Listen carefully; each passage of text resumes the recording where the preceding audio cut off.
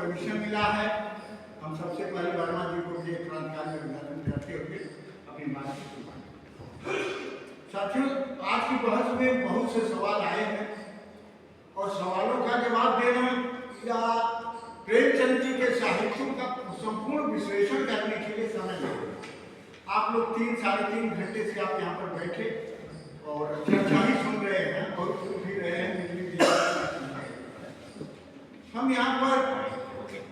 किसान संग्राम समिति के पक्ष को ही रखने का प्रयास करेंगे। साथ ही यहाँ पर जो हम लोगों ने प्रेमचंद जी की जयंती का आयोजन करने की बात किया, उसके पीछे बहुत से कारण हैं और जो सब्जेक्ट दिया गया उसके भी पीछे बहुत कारण है। सब्जेक्ट का मतलब कि आज जो महाजनी सभ्यता है एक साम्राज्यवाद के रूप में स्थापित हो चुकी है। सांप्रदायिकता और संस्कृति एक भाषावाद के रूप में इस देश की पूरी संस्थाओं को बर्बाद कर दिया और देश एक जो है इस गुलामी की तरफ बढ़ रहा है। ऐसी स्थिति में एक परिवर्तन इंकलाब की जरूरत है। किसान संग्राम समिति इस बात को समझते हुए कि ऐसे प्रगतिशील लोगों की विचारधारा जनता के उन तबके में जाना चाहिए जिनके लिए इन लोगों ने अपने साहित्य की रचना किया। हम लोग प्रयास भी करते हैं, इसीलिए बार बार हम लोग बिहार की तरफ इनके प्रोग्राम को करने की कोशिश करते हैं। साथियों, जिस संस्कृति की आड़ में जिस तरह से इस देश की व्यवस्था को बिगाड़ने का काम किया जा रहा है, आज उस हिंदू संस्कृति की बात करता हूं कि एक मिट्टी की औरत को गहना और साड़ी पहना करके वो उसकी पूजा की जाती है और ऐसी महिलाओं को नंगा करके सड़कों पर घुमाया जाता है, बलात्कार किया जाता है, हत्या की जाती है और बलात्कारियों की पूजा की जाती है। यह हिंदू संस्कृति। साथियों, जो हमारे साहित्यकारों ने जो जिस तरह की बातें को बहुत लगाने का काम किया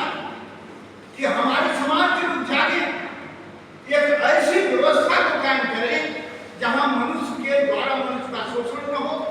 राष्ट्र के द्वारा राष्ट्र का शोषण न हो। मैं थोड़ी सी यात्रा प्रेमचंद जी के चलने की बात करता हूं। प्रेमचंद जी जरूर गांधीवादी राष्ट्र से शुरुआत करते हैं, लेकिन जब हम देखते हैं कि देश का यह शासक इतना क्रूर और हमलावर है कि हमारे लोगों को फांसी देता है, काला पानी देता है, हत्या करता है, लेकिन 1922 में जब असहयोग आंदोलन होता है, जब वहां पर चौरी चौरा में जनता उठ करके सत्ता की कूद खड़ी होती है, सशक्त आंदोलन करती है और गांधी जब समर्पण करके पीछे हटते हैं,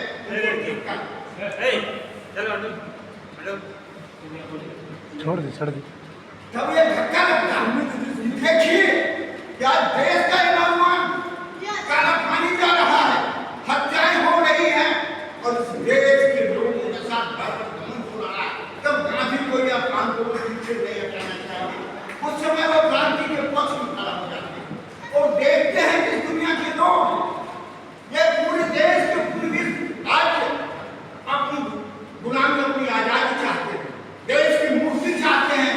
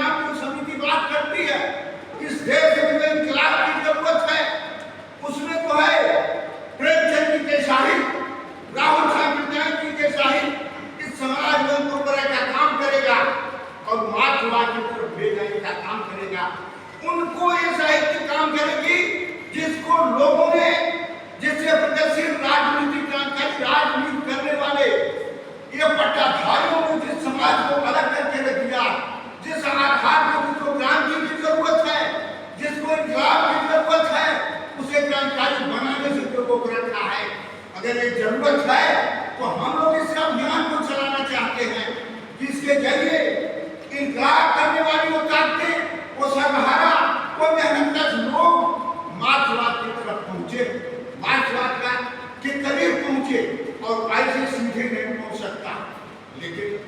प्रेमचंद जी के साहित्य, राहुल जी के साहित्य जो एक लंबे अभियान की तरह यहाँ पर जिस तरह से हथियार का साहित्य का हथियार जिस समाज को झकझोर रखा है, आज उन हथियारों के बल पर ये सत्ता को दहलने लगती है और हम इन हथियारों को इस जनता के बीच ले जाने का काम हम इसलिए करना चाहते हैं कि इस देश की उपरी जनता, इस देश की मेहनत कर जनता जिसको खोने के लिए कुछ भी नहीं है, जो मेहनत मजदूरी करके जीता है और उसके एक परिवर्तन इंकलाब की जरूरत है, लेकिन उनको रोकने का काम इस देश में प्रतिक्रियावादी ताकतें, क्रांतिकारी ताकतें उनको रोकने का काम करती हैं। उनको रोकने का काम पूरे समाजवादी ताकतें करती हैं, CIA के लोग करते हैं, अपने एजेंट भेज करके इनको जो है झूठा नंबर विश्वास में ला करके साथियों, संस्कृति का मतलब यहाँ गोबर पूजे जा सकते हैं, जानवर पूजा जा सकता है, कीड़े मकोड़े पूजे जा सकते हैं, लेकिन इस दुनिया के लोगों को जिंदा रखने के लिए आवश्यक सारी चीजों को पैदा करने वाले लोगों को अपमानित किया जा सकता है, उनका उत्पीड़न किया जा सकता है, उसे इंसान का दर्जा नहीं दिया जा सकता है। जिसके लिए लड़ाई प्रेमचंद जी ने लड़ा है, जिसकी लड़ाई राहुल गांधी जी ने लड़ा है, हम इन हथियारों को इन विचारों के साथ हम इनकलाब की विचारधारा, मार्क्सवाद की विचारधारा उन तबके तक पहुंचाने के लिए किसान संग्राम समिति के संकल्प है। ये जातिहीन समाज की स्थापना कैसे हो, एक वर्गहीन समाज की स्थापना कैसे हो, निजी पूंजी की समाप्ति कैसे हो, और ये पूरा के समाज विश्व शांति का जो उद्देश्य। प्रेमचंद जी ने एक बात और भी कहा था कि तुम अकेले होने से क्यों डरते हो, तुम ये मानते हो कि अकेला कुछ नहीं कर सकता है, लेकिन अकेले बहुत से इतिहास इस पृथ्वी पर कायम है। वो बौद्ध के इतिहास को अकेला था, जब विचार किया पूरी आधी दुनिया उसको मानने के लिए तैयार है। मार्क्स ने अपने विचार किया, इस दुनिया के पूरे व्यवस्था का विकल्प दे दिया और कहा कि यही विचारधारा है जो विश्व में शांति लाएगी और हमेशा का विवाद खत्म कर देगी, झगड़ा। जब तुमको लड़ने की बात आती है, आंदोलन की बात आती है, तब कहते हो आंदोलन से कुछ नहीं हो सकता। तब प्रेमचंद जी कहते हैं कि आंदोलन में ताकत है कि जब जनता उठ के खड़ा होती है, तब पूरी तानाशाह की व्यवस्था को एक दो आंखें मिला करके कहती है कि हम तुमसे लड़ेंगे और हम जीतेंगे। इसके लिए उन्होंने एक उदाहरण दिया, रंगभूमि में जब सूरदास की कहानी को पढ़ते हैं और बताते हैं कि जब तुम आगे तो बढ़ो लेकिन तुम्हारी जीत सुनिश्चित है। जब सूरदास कहता है कि मैं हार तो गया लेकिन मैदान से भागा नहीं, फिर मैं तैयारी करूंगा और फिर लड़ूंगा और तुमको तब तक लड़ूंगा जब तक मैं तुमको हरा नहीं दूंगा। इस देश की पूरी सामाजिक व्यवस्था, इस देश की जनता जिस तरह से उत्पीड़ित हो रही है, देश में पूरा क्रांतिकारी साम्राज्यवादी ताकतें पूरे देश को जो है कंपनी राज में बदल देने की बात कर रही है, और यहाँ पर जो महाजनी सभ्यता की बात की जा रही है, वो महाजनी सभ्यता आज साम्राज्यवाद के रूप में जो स्थापित हुई है। किसान संग्राम समिति इसलिए प्रोग्राम में कहता है कि आप इस पर चर्चा करो कि यह क्या